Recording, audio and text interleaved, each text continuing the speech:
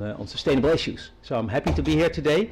And as you might well recall, and I'm speaking to my notes a bit, I will sort of try to stay to my speech because it will be short so that you can go into the vegetables, not so much into the meat. We recently, this year, we celebrated the SDBP 20th anniversary, and the Netherlands Embassy is really very happy and also a bit proud to notice that Marko Sadojevic and all the other ones, the people that are so much putting effort into SDBP's success, and that you have been able to put on many great and, again, well-attended events this year. So please continue with us, because I think those are the building blocks that are really sort of putting together success. This last event of this year today is about, as we've been told, sustainable agriculture, circular agriculture as we would call it in the Netherlands these days, which is also an important topic in the more geopolitical developments. I think on a bit broader scale, what we see is sort of the nearshoring, inshoring, making sure that Europe, the Netherlands, but also Slovenia is more self-reliable or autonomous or sovereign, how you would call it. So also from the standpoint of food safety or food, is it safety or food safety? Food security, it's an important topic to make sure that we are able to basically maintain ourselves. And it's also an important topic given the climate crisis. As you said, Leo, it's weird that you, for example, in the Netherlands with that basically that you have two trading locations, two clocks, as you put it, and probably there's a better word for it in English. Where the vegetables are being sold off, and then trucks are driving and passing each other on, and there is much efficiency to be gained in these processes. So I think today's topic is also about how can we do certain elements of agriculture in such a way that it's also sustainable and feasible in the long run, and it does not have a negative impact on nature, on soil, on climate, on our societies. Netherlands agriculture has been and still is world leader when it comes to high tech, to digital application, to automation, and in that green transition the Netherlands also strives to stay a front runner when it comes to sustainable agriculture. And though we still have a way to go to become fully circular, I think we have been seeing our all little problems in the Netherlands in the agricultural field the last couple of years. That's why I'm very pleased with today's event, where you will discuss, amongst others, the growing vegetables in a more sustainable fashion. And I wish you a very successful meeting. And what you forgot actually, no questions about our last elections, please. But forget the joke. Thank you.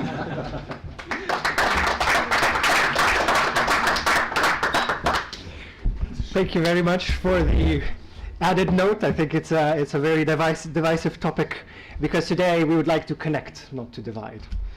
And particularly wanted to also point out that we're extremely happy with the business that we do with the Netherlands, and particularly because we have to discuss business, because business is a key driver of progress and sustainability.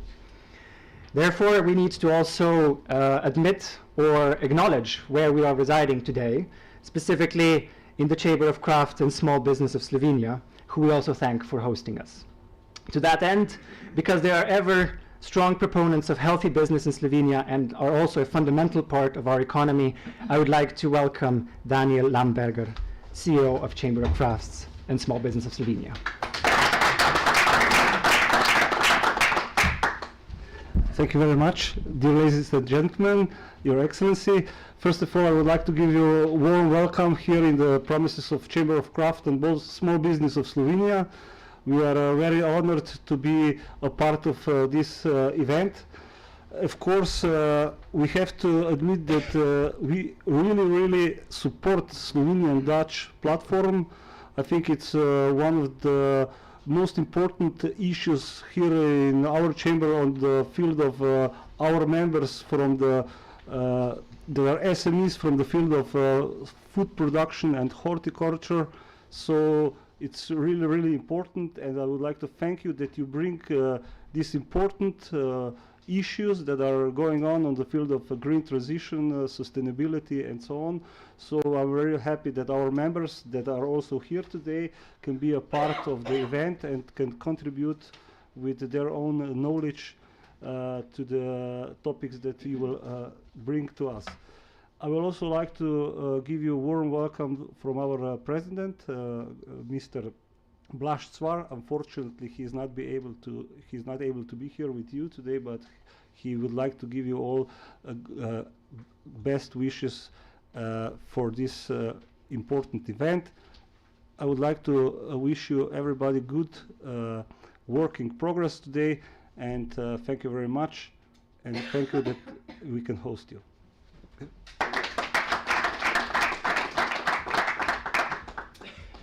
Thank you very much for your words, and also we hope to collaborate in 2024 very closely also on the events that we are trying to establish today. Of course, Slovenia and the Netherlands at the end of the day are both EU countries, and that comes with multiple benefits. And one of the benefits has been the creation of international organizations focused on handling specific challenges. One such organization is EIT Climate KIC, who we have also collaborated with on numerous occasions in 2024 and before. Therefore, I would like to invite Ms. Barbara Simonic.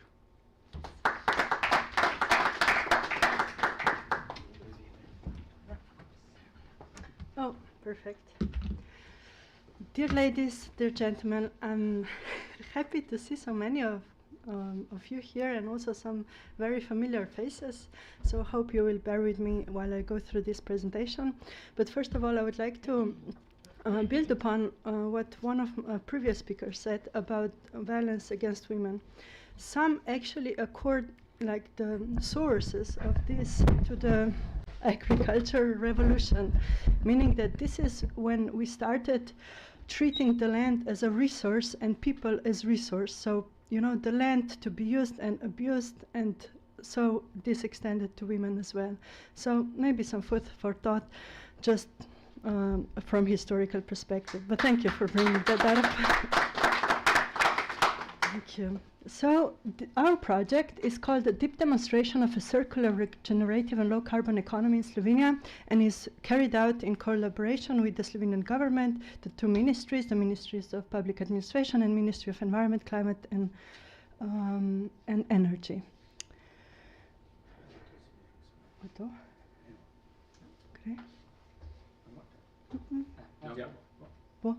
Okay. So first, a little bit of a bigger picture. It's well known that we have very ambitious climate goals that we all need to strive towards achieving them. And for the EU, that means 2030, halving our emissions. And for the Slovenia, we set up a long-term target of net zero emissions by 2050. To do so, we have figured out like step-by-step approach is no longer sufficient. We have to be more ambitious and be more radical in our approach, and also incorporate circular economy principles in that endeavors. So we set up quite an ambitious vision for the program, and it says that we are going to become one of the most progressive countries in this area. And we are going to do so by employing circular economy principles as well as transformative policy. So Slovenia is paving the way. As said, the Slovenian government embarked on this journey very early in 2018 already, and then 2021 signed a contract, and we are now in the process of elaborating this program. So how does it look, this transformation journey? It goes from being like a very incremental, as I said, step-by-step single point intervention approach to being a more transformational approach where we have a portfolio of innovation actions which are underpinned by a financial architecture, and the actions are aligned across the all sectors and all basically economy. We are, of course, part of a very complex world, so we need to know that we cannot operate with a linear kind of interventions and expect that things will go in a linear way. We live in a complex world, and so that's why we need to be very, you can also turn the slides on if you want to see more. We can also be, we need to be adaptive. Yes, so perfect, thank you, Ida. And our underlying methodology is a bit complex, but not that so. We wouldn't be able to understand it. It goes from establishing intent and commitment on the side of our challenge owner, and then we defined intervention strategies together, build a portfolio, and of course employ sense-making activities, and of course monitoring, evaluation, and learning activities all along the way. Core principles is that this process is very much demand-led. It involves multiple interventions. We cannot just employ one and expect the system to change. We need to target it through multiple levers of change. And I'm short-sighted, so sorry. Of course, I'm embracing learning by doing, so continuous learning. And key stakeholders, there are numerous stakeholders. One of you are also, some of you are also sitting there. Very much important is that we engage across all of the sectors and all of the pillars of society. So small businesses are important, startups are important, big businesses are very much important, and the government is there to help this environment. And of course, as you have been able to see, or also during the course of our program, we have faced very challenging conditions. We have seen ministers change, priorities change. We have seen a lot of also shifting focuses, and so we are operating in a very much kind of challenging environment, I would say, where, you know, roles are established, relationships are built, and it's very hard to also sometimes break silos at ministries or across other institutions. Next. And so how are we tackling all this? We're tackling by employing, using portfolio approach. This means that we are tackling 5 pillars simultaneously while doing the value chains, building of portfolios one after the other. So we have started with the built environment, also concluded this with a portfolio brief. Now we're doing food. We will follow up with mobility, manufacturing, and food and wood and forest based industries. And of course we're doing it through different angles. Oh, sorry. Yeah. So key transformational pillars that we identified are, of course, policy. We have also something called Policy Lab, established at the Ministry of Public Administration, and we're also helping them identify policy challenges that will be then solved through the Policy Lab. We have an entrepreneurship pillar where we have, for example, for food portfolio, issued a call, selected 5 most promising startups, and supported them in developing their CIF, so climate impact forecast tools assessment, so that we know how much their actually products or services will contribute to lowering emissions. We have an education and science pillar where we work with higher education institutions on better devising the programs and higher education pilots that are going on right now to better support the other the goals of the country.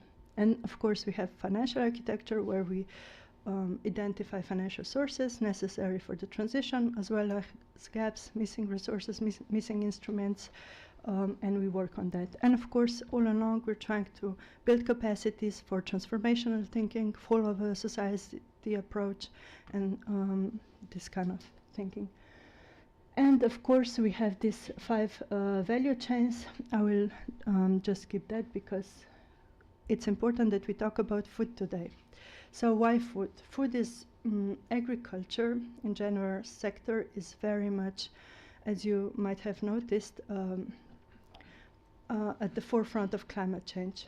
It is seeing the impacts of climate change since many years. I think in the last 7 years we had 6 years of very difficult conditions for farmers, either from drought, floods or sleet or whatever conditions there were. And while we are also seeing this sector rise in importance for the food security in the country. So, but then we have some, of course, like objective realities, limiting conditions. Arable land, Slovenia is only second from the bottom in arable land, meaning that we have the least arable land available in the country. First is Malta. So it's arable land is a scarce resource. We don't use it well as well, and so we're not self-sufficient, especially in vegetables and fruits, and we need to tackle this. How do we do that? We employ the portfolio approach, where we first identify elements, we identify positions where we want to look at in the system, and we look at innovation actions, map them across the positions, and then identify conditions necessary for them to thrive. And some of the models that we use on this journey, one is the so-called iceberg model, where we look at the underlying, not only at the events, but at the underlying patterns and mental models and structures that permitted these events to happen.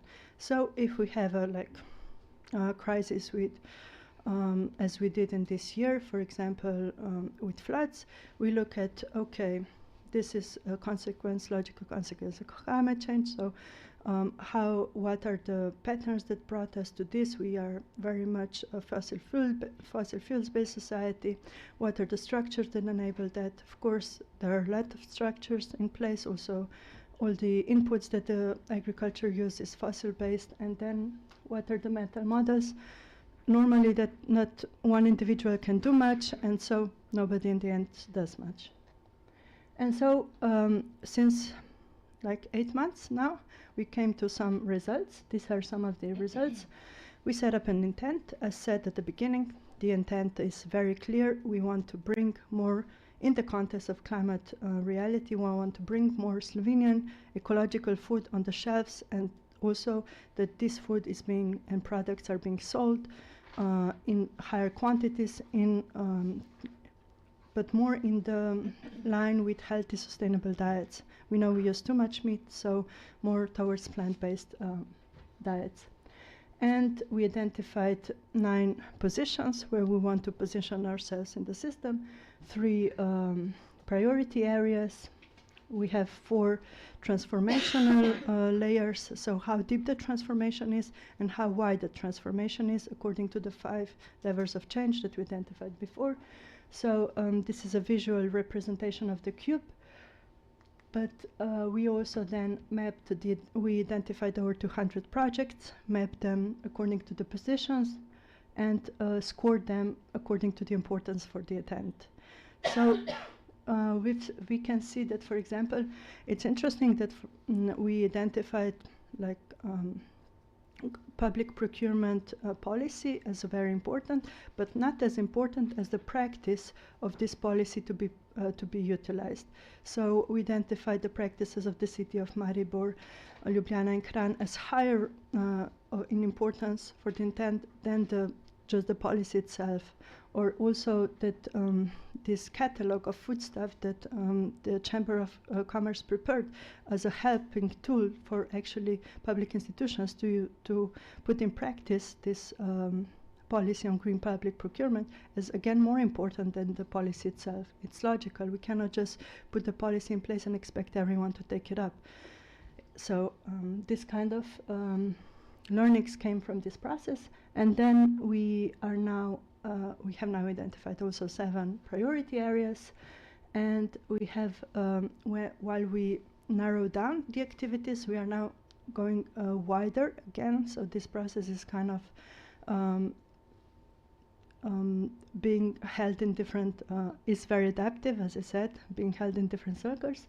So now we're going with the preparation for the next wave of research, which will involve 2 focus groups with farmers, one of the livestock and one of the plant production.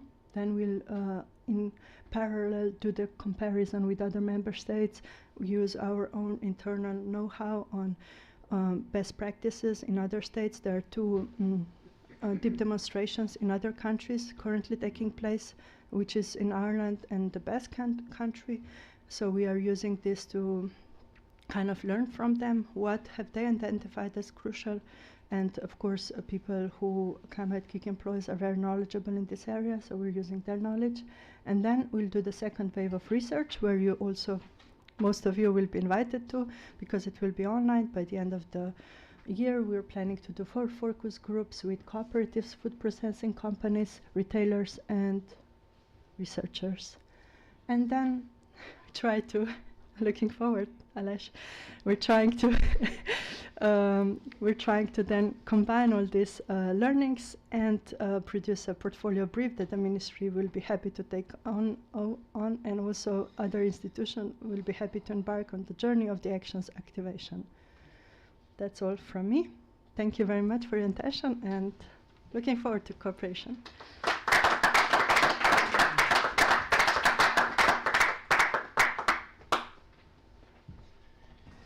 Thank you very much, Climate Kick, for your presentation.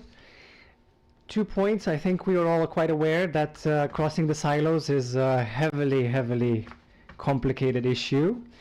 But the other one that shocked me a little bit was that Slovenia is the second last with the least amount of arable land after Malta of all countries. That one, I have to say, shocked me a little bit. However, it actually points to the next presentation very nicely. Because, of course, I have mentioned business before, and we are an organization that connects individuals. One such connection has formed between a Slovene expert, Professor Aleš Kuhar, University of Ljubljana, and a Dutch expert, Swart from Consultant. We have to keep in mind that when it comes to business decisions, there has to be a lot of data. And moreover, there has to be a strategy built on that data. And after all, strategy and data is just as important as the motivation behind it. To explain more, with a concrete business opportunity, I open the floor to the true experts. I would like to invite Swart.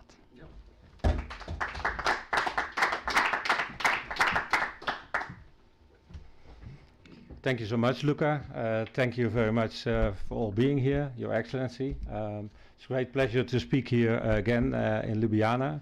It's now my third time.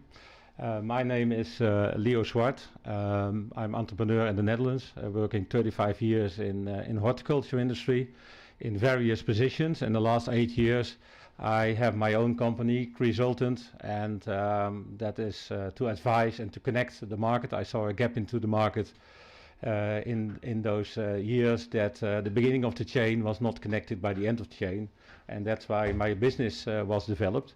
And due to that, I also developed my own app, and that's called Plant Scout, and that's also connecting the chain with a piece of modern technology. Yeah. So I would like you to bring back to June this year. In June, we had an event in the Netherlands, in Wateringen, actually at one of the largest orchid growers in the world. And I was speaking there with Aleš and with others about circularity and how important circularity is in our chain. Linear, like the previous speaker said, linear, there are most companies connected, but circular is something else. So no matter how big you are, circularity you never can do alone. And that was also due to my experience in, I will come back to that later, in 2018, when I was in Slovenia and I met a Slovenian Dutch business platform working for a big retailer to see if we could have here a local production of potted plants. We didn't manage at that time, but maybe today we are going further. So now you see on the left-hand side, you see a very nice picture of 2 gentlemen sitting at a table, and that's Alice and myself. And then we, you can talk about things. And I liked also from the previous presentation to embrace by doing. And I'm typically a guy that is doing. So we were sitting there, and then Alice told me, "Hey, Leo, we don't produce or we barely produce food or plants or whatsoever in Slovenia. And I said, then we are going to do something about it. And then we took our beer up, and then now we're standing here. Because we try to do something looking at low-hanging fruit. And actually that is very true, despite the very nice meal that we've had. Immediately the next day we still had the same energy by saying, hey, yeah, let's try to do this. Let's get the industry back into Slovenia with the expertise of the Dutch, because we produce a lot of food in the Netherlands, and we produce a lot of floriculture and agriculture in the Netherlands. So how can we transfer that knowledge to us here? So that's low-hanging fruit. And then Aleš said, if you want to do that, then you have to start with maybe salad. So when you are but we need to do it on the 2.0 way, because when we do it as we do at that moment in the Netherlands, yeah, we just copy that. But why don't we go that to the 2.0 way? And why not the 2.0 way? That means different, circular, and sustainable in a different way. Because the existing industry in the Netherlands, if you want to change that, people stay within, hey, we always did it like this, let's keep it that way. So if you are now going to build maybe here a new horticulture or floriculture industry or agriculture industry for food production in greenhouses, why don't you do it then on a totally different way? So that was our challenge, that we said, let's do it. And let's get a fact-finding mission to see if there's some interest, because we can be enthusiastic, but we need more people to be enthusiastic. And so that's why we are standing here to follow an unknown path and see where we can come from here.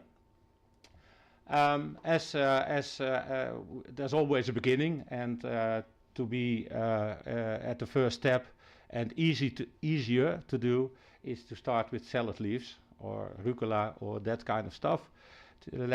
Let's produce that in Slovenia first, and from salad leaves maybe we can go to vegetables like tomatoes, cucumbers, and so on. It's not that it is not being produced here, but how can we do that in a different way? And this picture is actually from 2018, when this big retailer also looked at the floriculture industry coming only from the Netherlands. And when you look at all the parts, yeah, the transport, the freshness of the goods. So when I'm talking about pot plants, that is just to stand in your house. But when you look at food, what you said, how can you have that sustainable, fresh, and local to your businesses, instead of going to an auction, 1 or 2 days there, then another day, another packing, and so on. And all that, looking at sustainability, all this movements from one place, but how can we co-create to have the knowledge from here also to here? And that doesn't mean that we should stop here, no, because we really are feeding a lot of countries in Europe, but now do it on a more smarter way. So we always think, yeah, we want to stay at the same spot, but how can we do it on a different spot?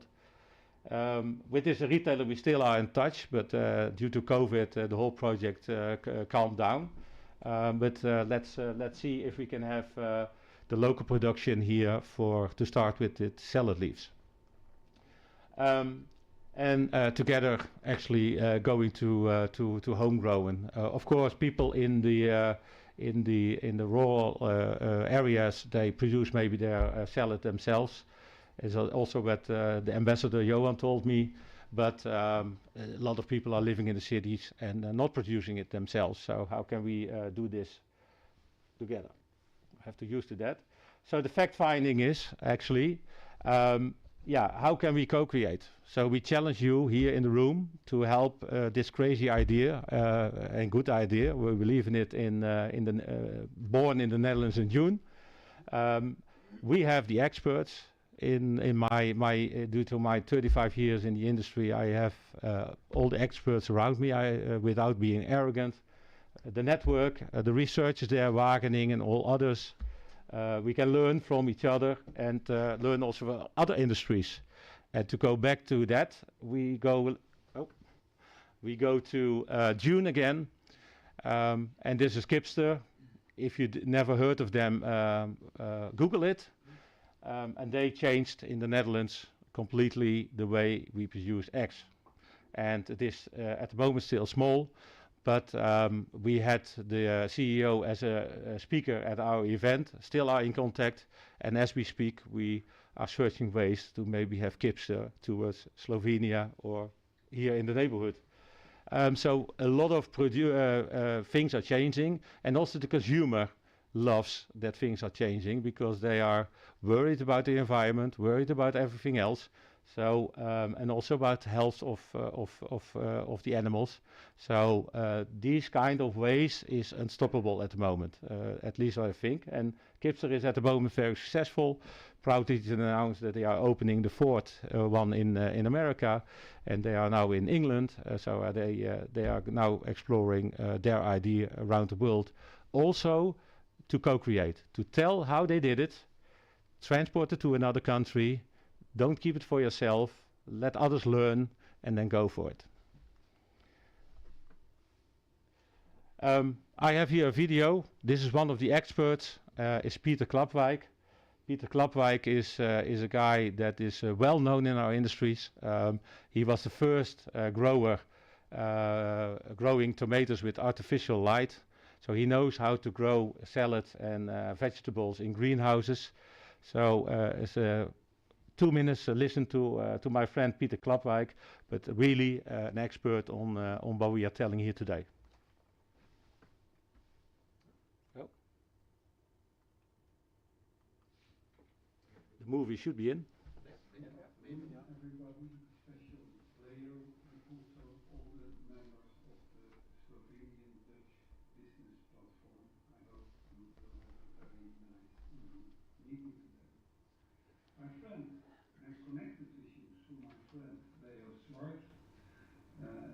My name is Peter Klapwijk.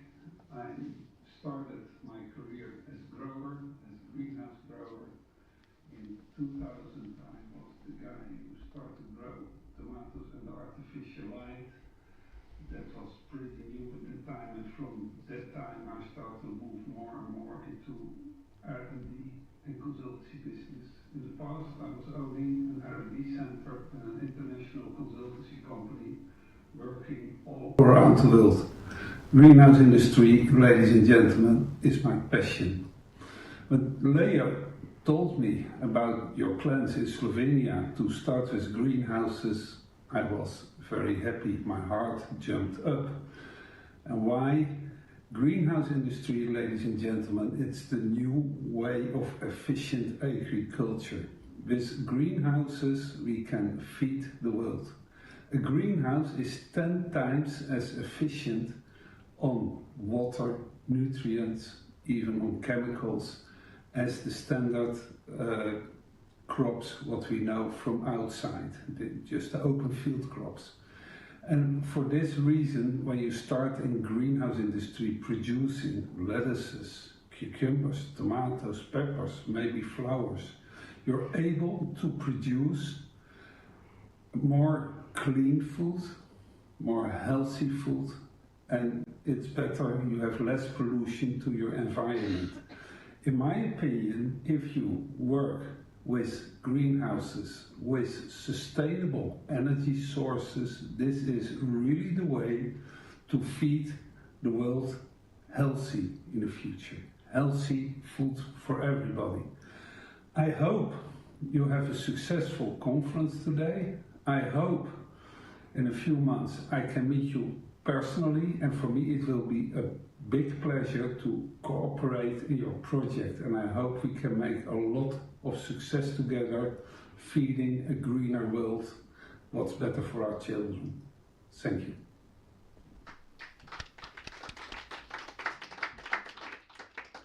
I will pass on this applause. I will call to him today.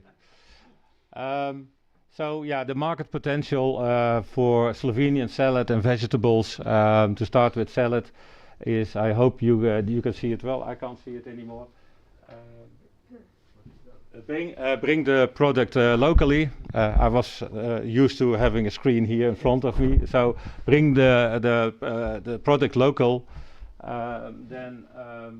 Yeah, Slovenia, the location is very good. Logistic-wise, is all good.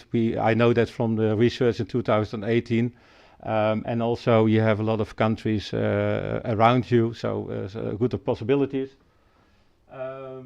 Yeah, then the best thing, what we don't have in the Netherlands, geothermic just below the surface. So we are now known as gas burners in the Netherlands concerning to greenhouses. While we do a lot of things sustainable, half of the Netherlands, but we need to learn that we produce also energy for the Netherlands. So people forget that the horticulture industry is producing 25% of all the electricity in the Netherlands. But here you can have the heat out of the ground, so that's also a sustainable way. And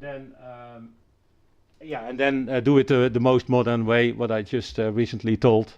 And it is all fixed by also data. And then I think I'll transform that specialism over to my good friend Aleš Kuhar, who can then finish off our presentation together. Thank you.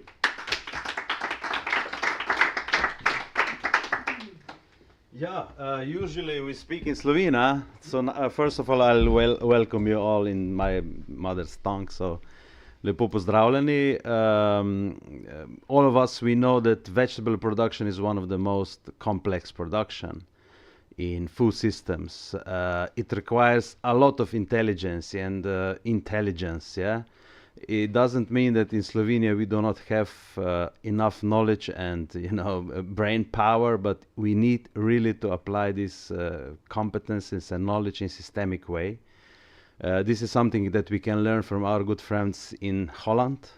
So if there is a nation or culture or spirit that can bring more systemic thinking on vegetable production in the world than in the kingdom of Holland, then I don't know. So this is really a very, very good opportunity to give our good friends a chance to make a systemic change in vegetable, particularly the leafy vegetable production in Slovenia. And most importantly, we're talking about the market vegetable production in Slovenia. In Slovenia, we are very good producers of vegetable.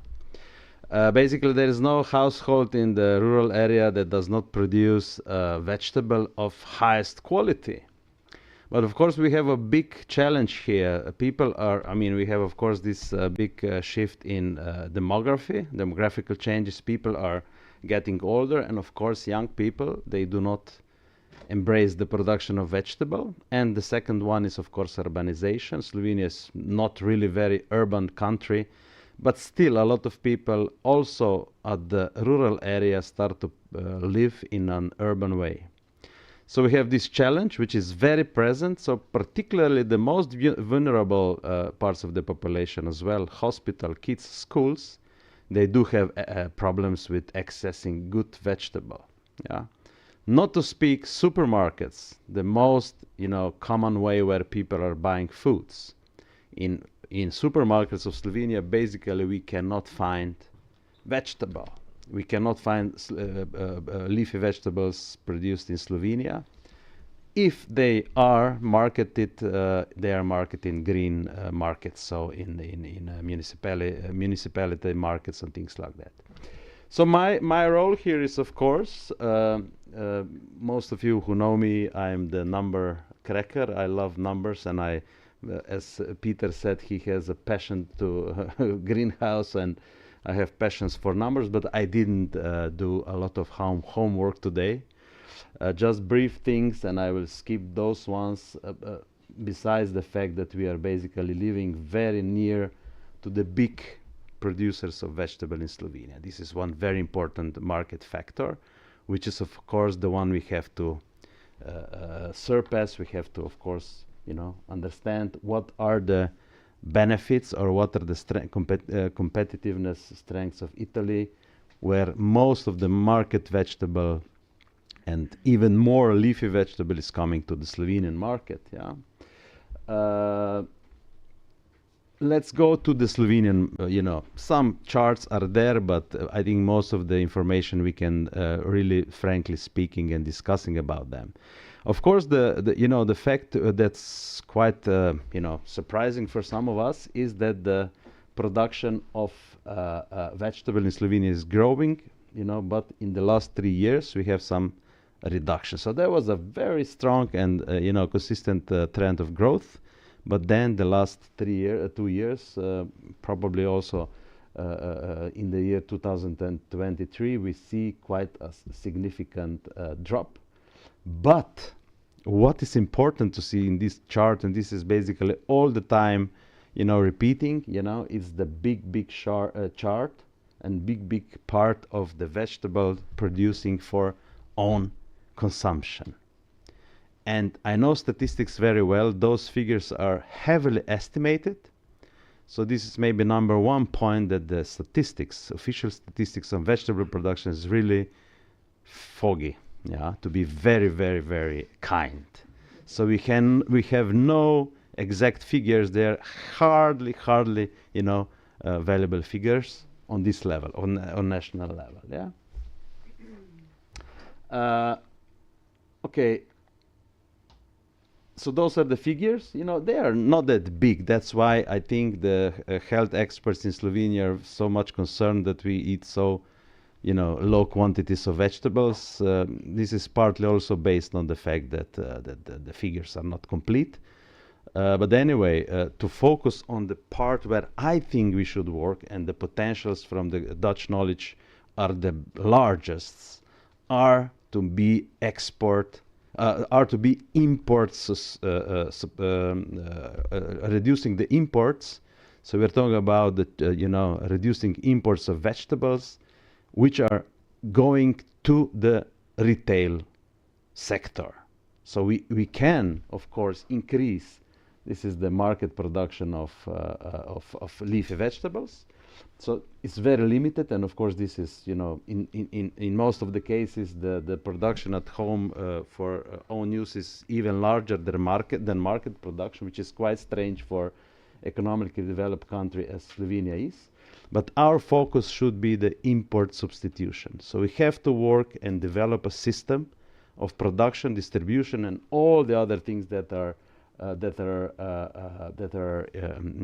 required to fight for import substitution. There are several important things why. First of all is, of course, the issue we are talking about is, of course, the food, let's say, safety, or I love much better word, which is we are talking about food. Sorry, not security really. I wouldn't like to talk about the, kako smo že rekli, Tatjana? Sovereignty, yeah. That's the new word. So we would like to be sovereign, which is much better than to be self-sufficient, than to be safe. Sovereignty is the name of the game, So we'd like to control what our people are eating, because that's number two, the quality of the salad, leafy vegetables, that is imported from our dear neighbors is, of course, of a standard, to be honest, or rather poor quality. So the sovereignty means that we can control the food that local population eats, and particularly remember my remarks from the beginning. The import dependency is basically oriented towards the most vulnerable population, kids.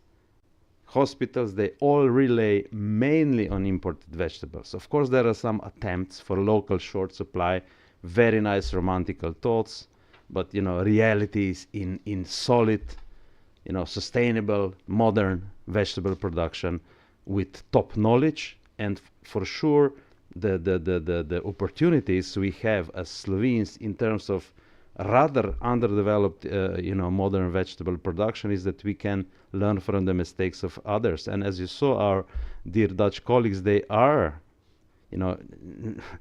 unique in one thing: they share the mistakes. They do not hide the mistakes. They are honest in terms of, sharing both knowledge and, lessons learned in their successful way of bringing agriculture to the top, both in production and knowledge.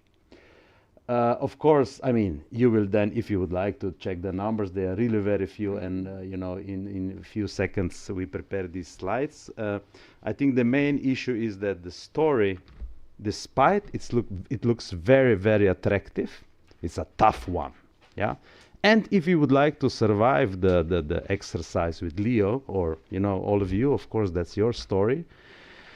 We have to work and prepare a tough, you know, very, very thorough fact-finding and feasibility studies. On a national level, we cannot go without really very well prepared program and fact-finding, because the market is tough. It's not that huge. Slovenia is small, it's a boutique country, so the quantities are, you know, they are not massive.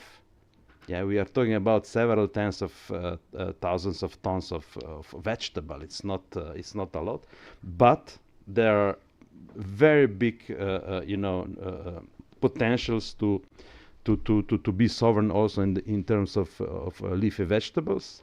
Yeah, and there are many other ideas which can be then related, and we can be the winners in this region in terms of, you know, Leo said, vegetable production 2.0. Why not 3.0? Yeah, to do it in integrated way, because, you know, in a way, for investor, we are a virgin country. Yeah, so it will be a green investment and greenfield green investment. We do not need to fix the supply systems as many much more developed countries should do. We are building the greenfield green investment. Where can we embrace all the technologies related to circularity, yeah, and we can really be the winners. But we need systemic change, not only in core production of vegetable, but many other, you know, areas where Leo and others are always explaining us you have potentials in geothermal. I have one short story from my student. She was not really the brightest one. Yeah, that's the last sentence, and I already said a few times this kind of a story, exactly this story, but it's a very good one, and I repeat it again, and it's related to, you know, lack of systemic approach to solving the problems in Slovenia, and it goes specifically to the geothermal energy.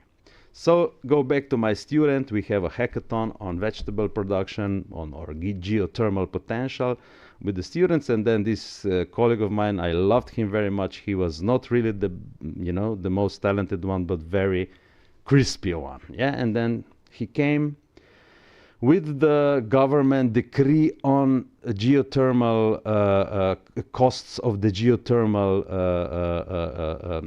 exploitation by the companies. Yeah, so we have license to use the geothermal, and of course he came and asked, Professor, I think in this decree, government decree, there is a problem in the formulae. You know, you are a good mathematician. Tell me what did I said? This is not a you know what? Why do you think this is a problem? You know, yeah, but you know, how can a country like Slovenia linearly increase the costs of geothermal based on the weighted costs of fossil fuels? So our license to use, cost to use the geothermal energy is formulated such that when the costs of fossil fuels is increasing, the users of geothermal energy should pay more, which is completely crazy. And then I said, yes, my dear friend, you know, my dear colleague, yeah, that's the country we live in. You know, so how we are talking about, you know, sustainability and the green transition if we have embedded systematically, completely unlogical linkage between the price of fossil fuels and geothermal. So this is one of the things we have to break, and it's not the only one.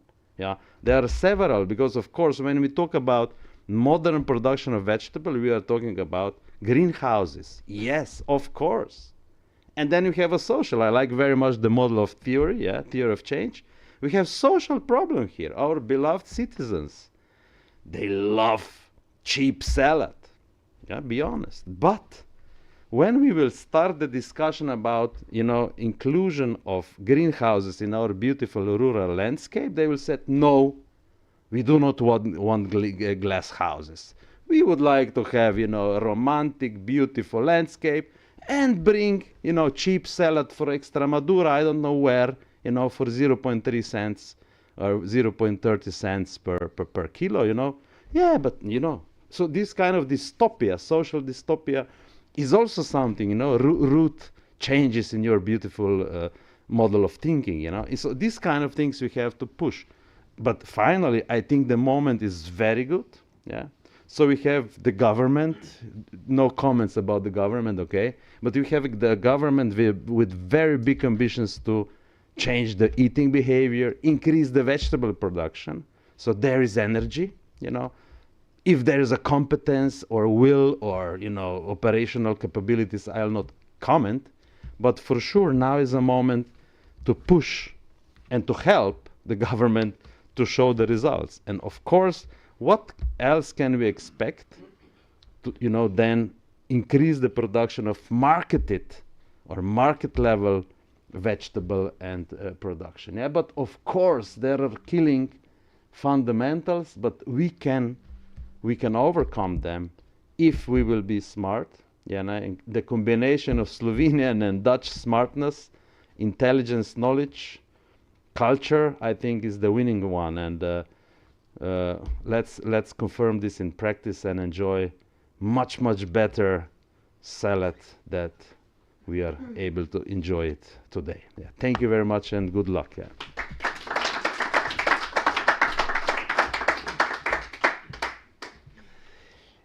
I don't think any special transition is needed. I think everything was said. I would like to further point a finger towards the silo integration that is necessary between cross-silo cooperation. Because my dear friend from Switzerland has just finished his thesis, and his thesis was specifically with his colleague on the potential of cooperation between energy and food creation. So energy generation and of course food creation. So for that, I would like to go from a business opportunity to more to an idea and prototype stage. And I would like to show you a quick video from Niels Woche and Damian Brauchli. A few moments. There we go. Grapevines, an important part of agriculture in many countries. Producing grapes to eat, grape juice for people to enjoy, and of course wine, which is a key pride of every nation. Wine production is a difficult task, with many parameters coming in play if the produced wine is going to be delicious, or if one hailstorm or something is going to destroy the whole work of a year. Every farmer tries their best to win their fight against all the aspects that come in their way. But isn't there a way to create a new, more convenient way to work against that? Can't we find a solution to protect the grapes from hailstorms, fungi like powdery mildew or downy mildew, maybe even without the usage of pesticide or fungicide? Isn't there a more convenient way to protect the grapes from late frost nights in spring than using torches? Maybe even with an additional advantage of producing electricity. My name is Niels Woche. And I am Damian Brauchli. And this summer we finished our Bachelor of Science in System Engineering. Together we wrote our bachelor thesis about new possibilities of photovoltaics in agriculture, especially in viticulture. After writing a program to calculate the possible profitability just for the electricity itself, we built a small model which is controlled by a Siemens Logo PLC, to which we also wrote the software. Using this prototype, we now want to showcase how we can use the advantages of a dynamic photovoltaic system in agriculture that we developed and designed. In the first position that is now shown in the video, we moved the solar panels as far out of the way of the sunlight as possible. This way we ensure that the grapevines are provided enough sunlight during the day. In this position we also ensure that the humidity can be evaporated and doesn't stay on the leaves, causing powdery mildew. This is one of the big advantages compared to static systems. In this position it's also possible for the farmer to do work on the grapevines. During sunny summer days, at some point the grapevine reach their full capacity of sugar in the stem, and they don't need any sunlight for the rest of the day. In that phase and during winter, when no sunlight is needed for the plant, our system can be used to produce electricity.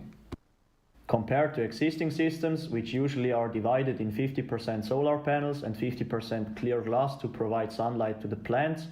We can assure that in every possible scenario we get 100% of what we aim to achieve. In spring there is a big risk of late frost during the nights due to radiation cold. Our system can deflect the cold radiation from the vineyard, and the temperature underneath can be held a few degrees higher to reduce the risk of losing yield. If we tilt the solar panels a little bit, we can protect the grapes against hailstorms, and we can make sure that rainwater doesn't directly hit the plant, which would increase the risk of downy mildew. Besides these and many other factors, we are looking forward to find out if we can provide further help in increasing the yield and quality of grape wines and ensure the safe income for farmers working in vineyards. But why should we stop in vineyards? Maybe we can even use our idea for other sorts of fruits?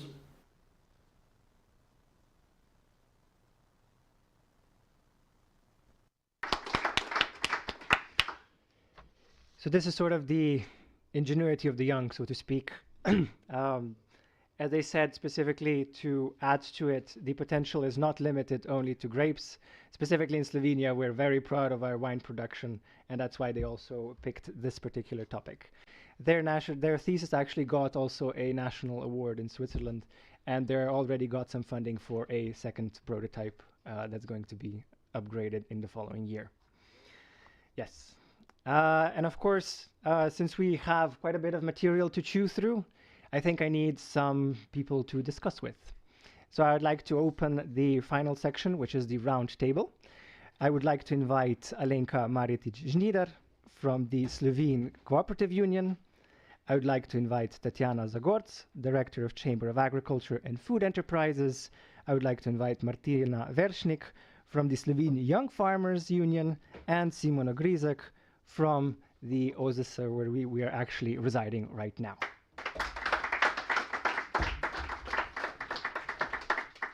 Please take a seat.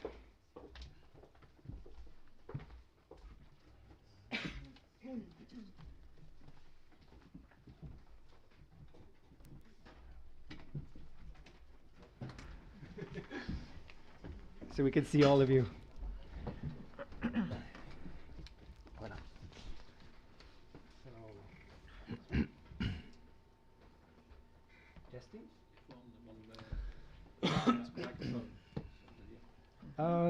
Is it okay if you share microphones, or do you need a fourth one? Yeah, we can. No, it's okay. We can share. Thank you very much. Thank you very much for joining me today. So we have heard already quite a bit on, well, the potential of various technologies, and also the market and business potential of the beginnings of with a salad, of course, and also a more systemic approach from Climate Kick. But my first question is, since all of you are also experts in your fields, what sort of main potential do you see in regards to food systems? And maybe if we could start with Ms. Zagorc. Oh, thank you. Yeah, I have urged to comment some things that were also mentioned by Dr. Kuhar. And regarding to the question also, of course, in Slovenia, we are kind of tendency to start at the end.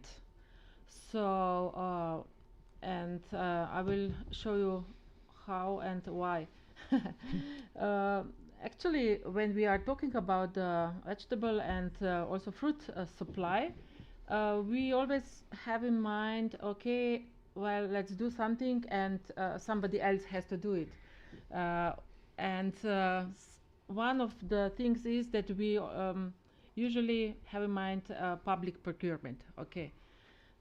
So we write a law about it, how public procurement should buy more fruit or more vegetable. But in reality, the problem is at the beginning, and there is no sufficient production. So how on earth public procurement system should buy more if we don't produce enough? And you know, then the story begins again and again, and we try to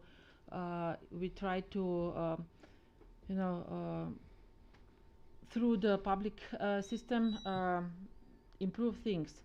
But I think that courage on the side of policy, and also mainly on policy, should start to improve things. And we have producers. They should be connected through cooperatives in the selling system, so that they have more power. They are better organized. So just to put things in a right perspective, I think that if we want that somebody buys more, we should produce more. And the question is how to start to produce more. When Aleš was speaking about the import substitution, I got a clue, or spark of idea. Of course, we have very powerful import system. We have quite powerful importers of vegetable. These are businesses that they don't want to lose their business, because production in greenhouses or are their competitors. So when thinking about how to improving vegetable production, I think we have to bear in mind also these points: who is guilty or is not guilty, and how to produce more, and where to start. And just I would like to stress this today 10,000 times, but I don't have time, about investment level, which is in Slovenia limited on 800,000 euro. But knowing that greenhouse, 1 hectare of greenhouse establishment is about 5 million euro. So how on earth can we build even 1 hectare, 10 hectares, if we are self-limited by the policy on 800,000 euro? So I will use this opportunity to repeat this, because it's really a turning point in Slovenia. Thank you very much. I think you pointed out the main one, which is not sufficient local production, and we got a very, very strong word with food system sovereignty. I have to say, I really enjoy that one. So I would actually like to go directly to the producers themselves. Can I get a response, or actually focusing on the solution part? Where are the main potential in 2024 in regarding food systems? Warm greetings also from my side, or from my behalf, and on behalf of the Cooperative Union of Slovenia. Just a few words about Cooperative Union of Slovenia, since I have the first time opportunity to be here. We connect 60 agriculture and food cooperatives, agri-food cooperatives with 13,500 family farms, and the cooperatives, they provide 2,600 jobs in rural areas. Well, the cooperatives, they round off their activity of concentrating agricultural produce and processing with 330 stores in rural areas. But if we go to vegetable producers, we connect 400 vegetables producers on family farms. So when we are talking about vegetables for the last 10, 15 years, well, we are always talking about the immense potential of production in Slovenia regarding production on the field or in greenhouses, especially in connection with geothermal energy. But somehow we cannot both production on field and production in greenhouses make more, how can I say, the food sovereignty in vegetables is less and less viable, and not more and more viable. So we have to do something about it. And when we are talking about the immense potential, it's not just food sovereignty, but it's also the potential for exports, since we are in the field where our country lies, where the roads crosses in the middle of the road crossings. And well, if we go further, what are also the potentials regarding food systems? Tatiana was saying, of course, better vertical cooperation of stakeholders in the chain. It's missing. Then fairer distribution of sustainability cost in the chain. State, producers, processors, trade, and consumers. It should not be only on the side of producer and on the side of the consumer. On one hand, we have weather influences, demands of the society, Professor Kuhar was saying, regarding the environment, animal welfare, changing eating habits, and outdated technical equipment.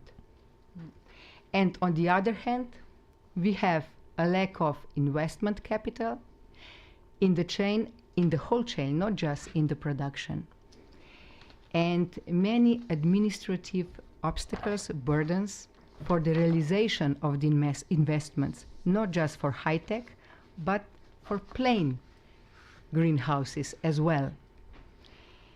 So this actually here, I have to say, was something that I also really liked with the Climate Kick presentation, yes. was the financial architecture section. Yes. So I think this, we should go into that one a little bit more when we have the chance, hopefully in 2024. Yes. But also when it comes to finances, I would actually like to refer to the business experts at OSIS. What are some of the business trends that we are observing in this area in 2020 for 2024? Mr. Sim. Good afternoon. First, I would like to go a little bit back to the past. So Slovenia had in the past, in 19th, even 20th century, quite a good reputation about the production of vegetables and as well the fruit. So I still remember the lessons at the university when professor said in the beginning of 20th century, so the cherries from Vipava, I point out that many times. So cherries from Vipava Valley picked at one day, the second day were in the Paris market. So, and even in Austro-Hungarian times, so the Ljubljanska ledenka was so important part of the highly demanded vegetable at the Vienna market, and so on, so many things. So I think we had a good renommee in past, and we should really bring this renommee back and put Slovenian production of fruits and vegetables on the pedestal, which should be.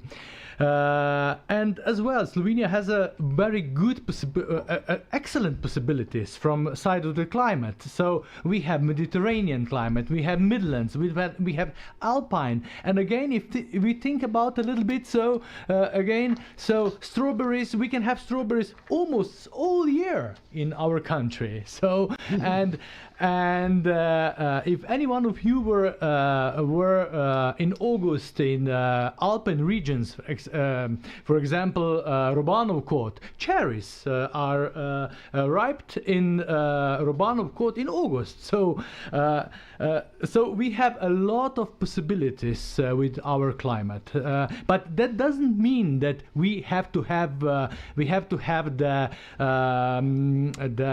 only the high quantities of fruits and vegetables. Yes, of course, this is one side, but the other side is as well the limited quantities with high quality, and of course in Europe we have market for that. We can sell probably cherries in August for I could say for 100 euros per kilo. We will not have, yes, we will not have them like 10 tons, but maybe we will have 1 ton, and together, with help, of course, with our Dutch colleagues, which have a very good channels, which are they are supplying vegetables and fruits all over the world.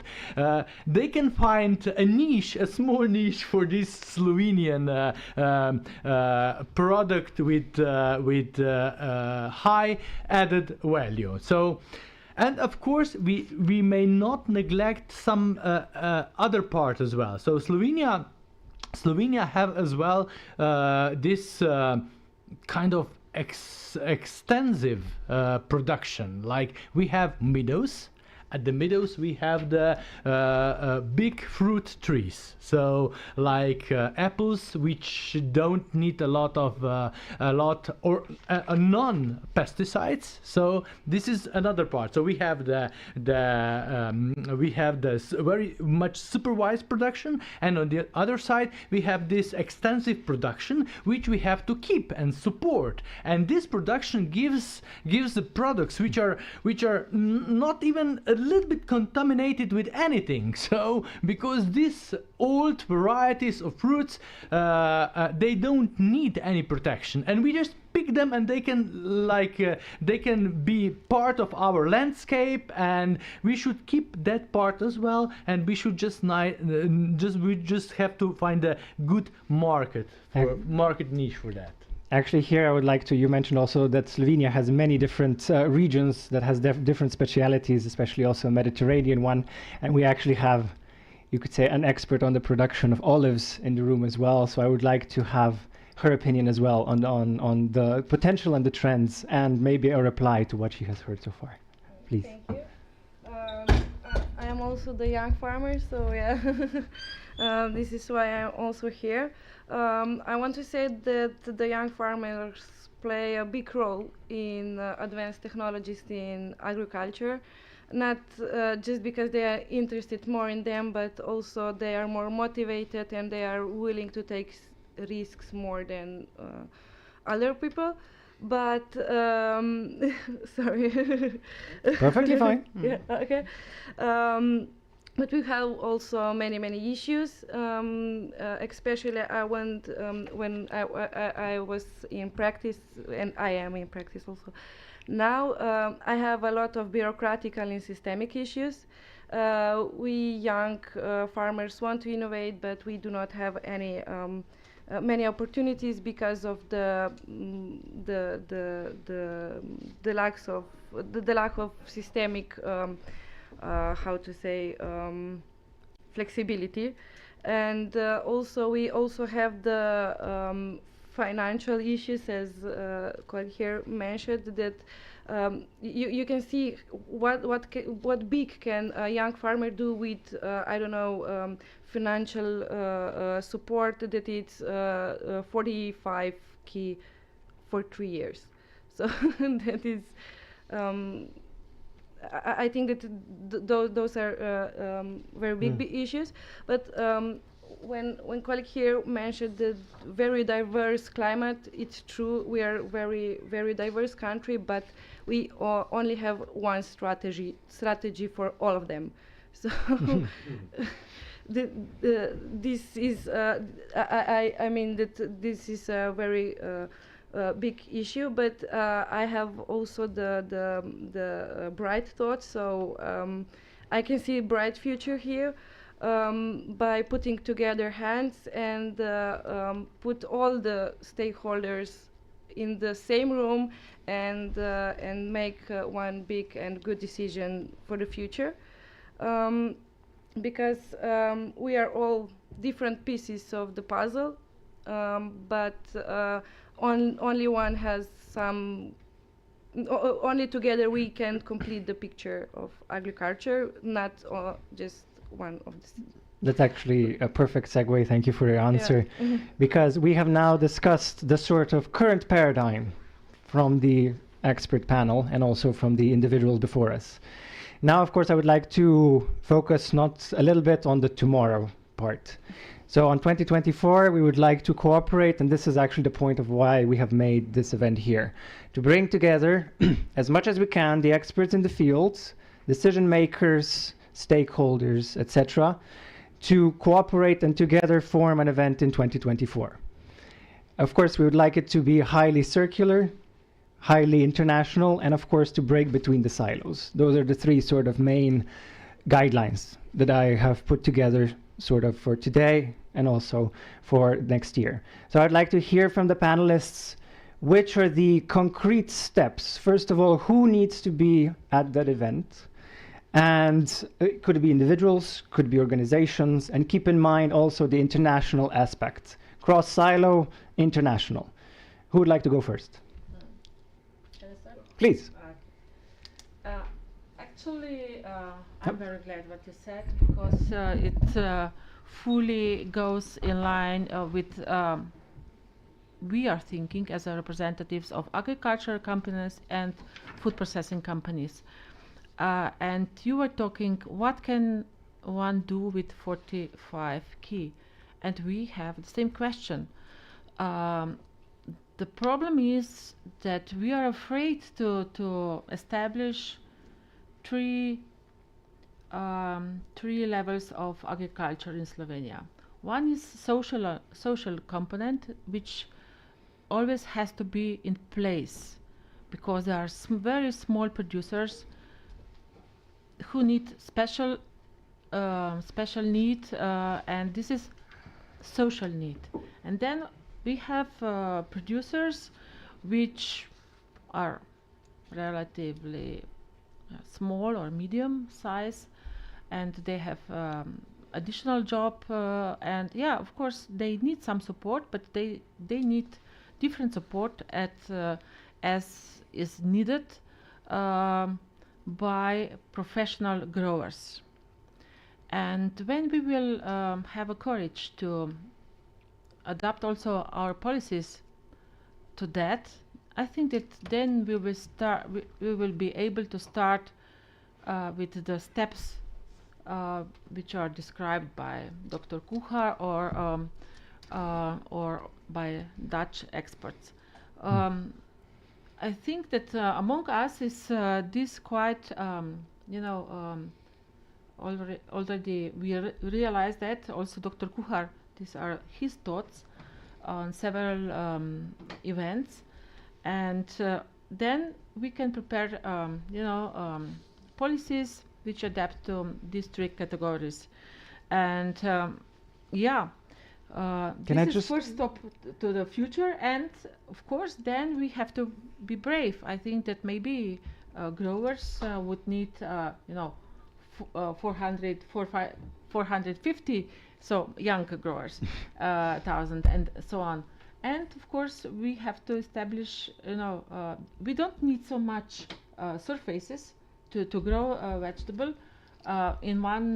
My colleagues are here. I think that in one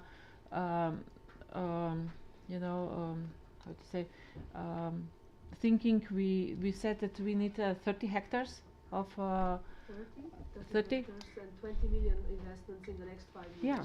Yes. So Can you say again, so I will repeat for the people online? Okay, so 20 millions. So 20 million of? 20 million euros of investment money, in next 5 years. Yeah. To be like to talk about serious numbers of vegetable production in Slovenia. Okay, so to repeat for the people online, 20 million in the next 5 years in order to talk about serious and we are progress. talking about Vesna 30 hectares. 30 so, hectares. The numbers are not, Okay, because of course when we talk about an international environment, there might be some investors on the other side watching, so it's good that they have a bit of a numbers game in mind. I would also like to keep in mind, both for the individuals online and in the public here in person, this is an interactive part of the event. If you have suggestions, if you have questions, please raise your hands and we will give you the word. Thank you. I would also then like to continue in the same sort of cycle as before. Maybe a little bit more focus on what can be done at an event in 2024, if possible. Yeah. Nevertheless, I would like to continue with Tatiana's words. Why? Because why? Not yet. Because maybe the problem is that we should all work together, but the problem is that we don't sit together at the table with our with the state how do you say, decision makers, and put strategic plan alive on the table, because there is place for both, for field production, for high-tech production, but you have to know where you want to go. And if you know where you want to go, then there is also the right path. If you don't know where to go, each path is right, and you never come to the goal. That's like. And we have to keep in mind before we mention also that there is data missing. So data, strategy, motivation are the three pieces. Yes, and I think that there would not be so much problems about finding 20 millions if you know what you have to do also in field production with family farms, with social part of this our agriculture. So we have to talk together, and this is the main thing. If we don't do this, then we will be in 5 years in the same position as we are now. It actually really brings me back to our youngest member over there, who mentioned very, very concretely, and I would actually like her views a little bit more on the topic right now, on the responses that we have. And don't forget the microphone, please. Okay, sorry. Yeah, I agree. We really need a path, but we also need people who will take this path. So I came from farm of 6 hectares, but we are only doing by 4 people the fruits and olives trees. So there is high intensively working, and we do not have people that want to come and help us. So the field, the people, and the basic needs we have to fulfill before stepping on this path. But without path, we also cannot have directions. So yeah, I maybe will notice a few persons or few profiles that I would like to see in the future in such events. And I don't know, the farmer the first. Could we actually enhance this a little bit? Because you're mentioning sort of the pipeline of individuals that would be willing to work in farming. In the past 2 years, we have been cooperating with the Youth Association of Young Farmers. And we have decided that we would love to bring more youth to make farming interesting again for the young, challenging perhaps. So I would like a question to my answer this time. Who do we need on the event in 2024? What do we need to make farming more interesting in order to fix the baseline, as you said? I was starting. Please, go ahead. Apologies. No problem. At the first, I would like to see a farmer, because the farmer is doing the thing. And then I would like to see the local community. Also the governmental and non-governmental people organization, also the different administrative bodies, other state services like, I don't know, I don't know, cum se zice sklad? Funds. Okay, yeah. Maybe maybe they are very important. The expert, the scientists, creators of knowledge. We also the consultants. So the knowledge transfer representatives. Maybe also the other public services and the I don't know, development agencies, and also traders who can put us who I don't know how to say. You can say it in have Slovene? Supplies and the nutrients and plants. So fertilizers? Protections, yes. So because on the other hand, the farmer we are facing the problem that the I don't know, plant protection it's not available for the moment you need it the most, and so on. So I would like to see everybody in the field. Very good. Just one sub question, and then we go to Simon. I would like to ask, when you said you want to see a farmer, young or experienced? Both. Both? Yeah. Because on one of our previous events, we had a glorious speech from Miss Latina, where she said the average age of a Slovene farmer is above 50. I believe it's 54, somewhere around that. 56, something like that. 56. An absurd number. And the European average is not much better. So it's a collective issue that we're facing system-wide on the European level. Thank you for your answer. And now I'd actually like to go to Simon and ask him, of course, on the expertise and on the business side. We said that we would like to have the international aspect as well.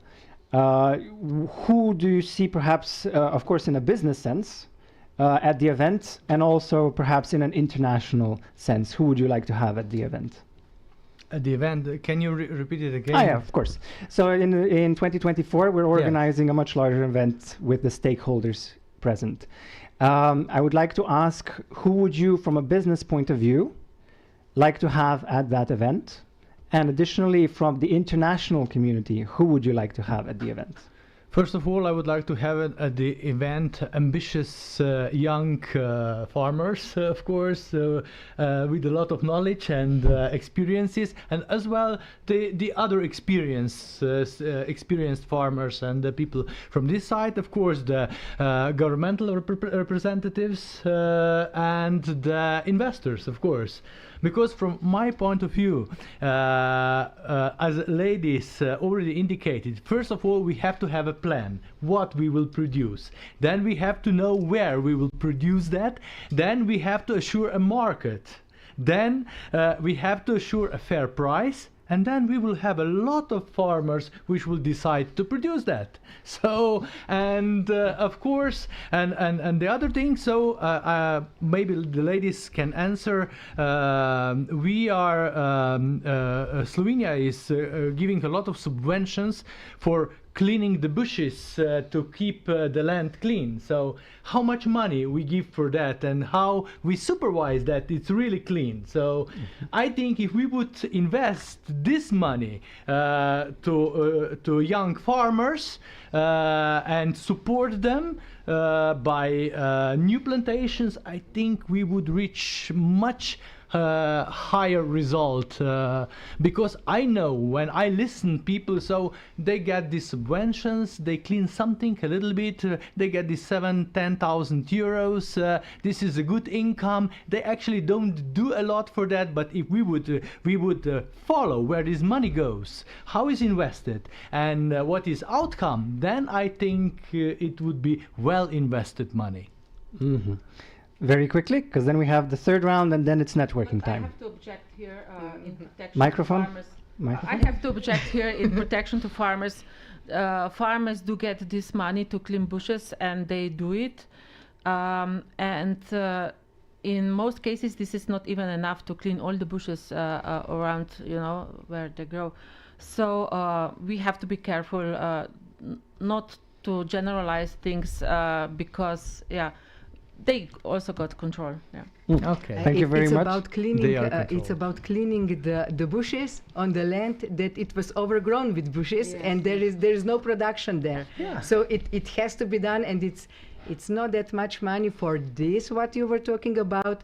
So it's not something that would save young farmers. But I would say that young farmers should have the accessibility to land, so that they can produce. So this is something very important. They don't have the accessibility to land. Okay. Okay. I love the vivid discussion. You can continue in the networking part. I still have one last question for all four of you. From the Slovene-Dutch business platform side, of course, we're very much on the business side. So for us, from our side, what we would like to see at the event is to bring as was stated by the experts, the Dutch knowledge and experience here in order for it to be integrated. Now, the final question is, a lot was said on cross-silo cooperation. In order to ensure cross-silo cooperation on the event on 2024, who, organization, names, ideas? We can start with Simon this time. Actually, in general, as you already mentioned and Mr. Kuhar mentioned, I think we should actually join the forces at the field of experiences, knowledge, and with investors, we can, I think, be quite successful. Thank you. Go ahead. Me? Yes. Yeah, sorry. Microphone. Yes, thank you. I mentioned a lot of people that I wanted to see. Fair enough. Give me more. No, I'm just kidding. That's okay. Go ahead. Yeah, she really mentioned all, and I would support her in this. I don't see any others because, and she started in right order. Farmer, I write it down because I will use also her words in the future. Farmer, local community, and administrative bodies, but not only administrative bodies like this, because they are also politics. To make this change, we have to go from this populistic way of talking about agriculture and to do something. This is one approach. And also bearing in mind that, agriculture policies are quite complex and it's hard to understand them, but on the end of the day, we are here, we are part of it, and we have to have support to move the things. Otherwise, we will all talking, and we will go into pension and the planet cannot wait for pension times, I'm afraid, so we have to have change yesterday.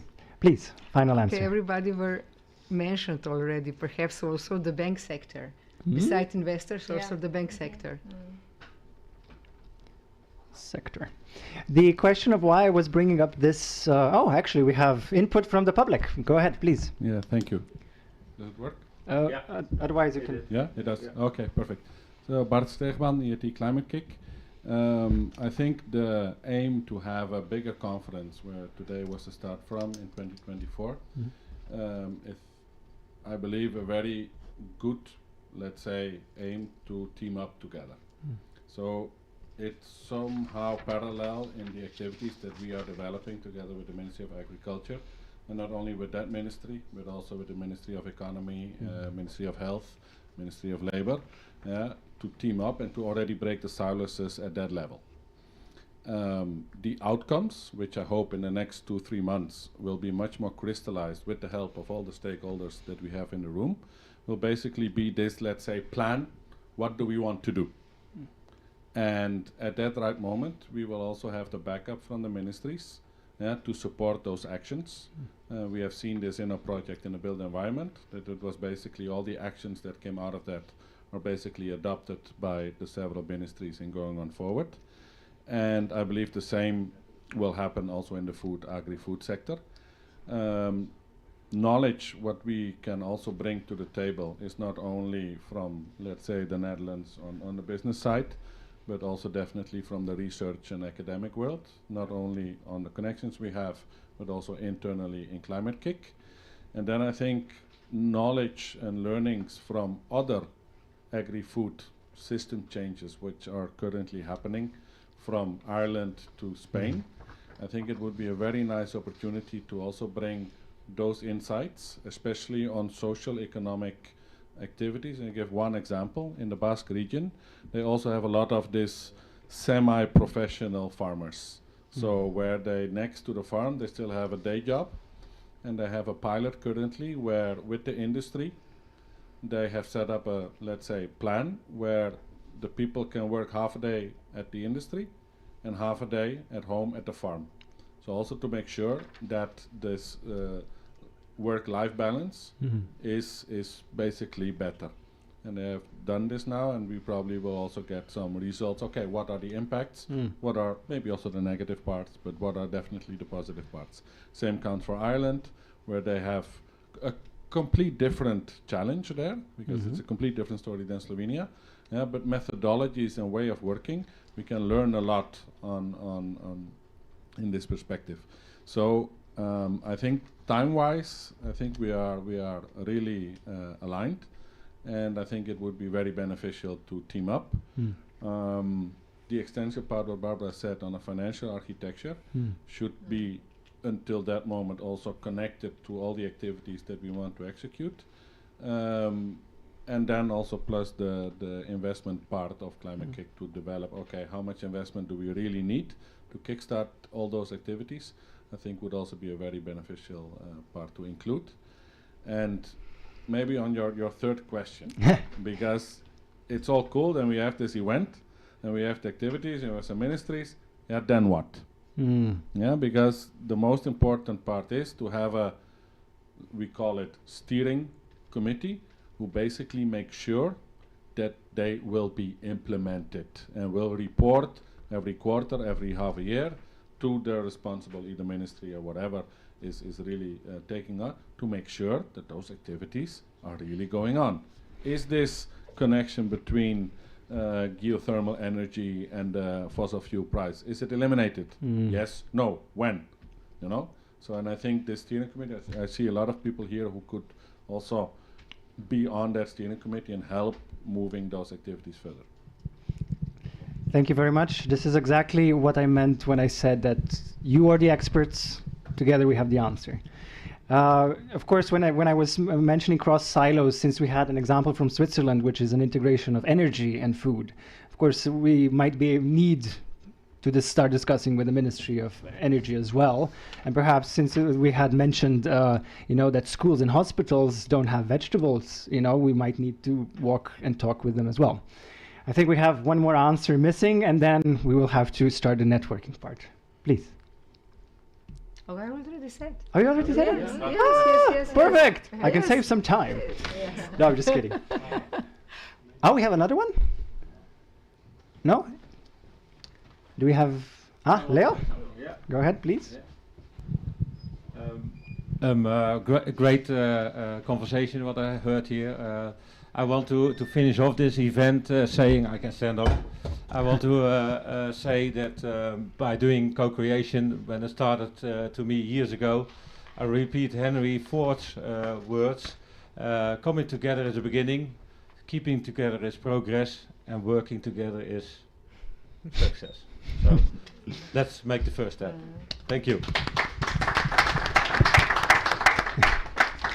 Thank you very much for the closing statements, and also thank you to our dear panelists for their participation and their answers.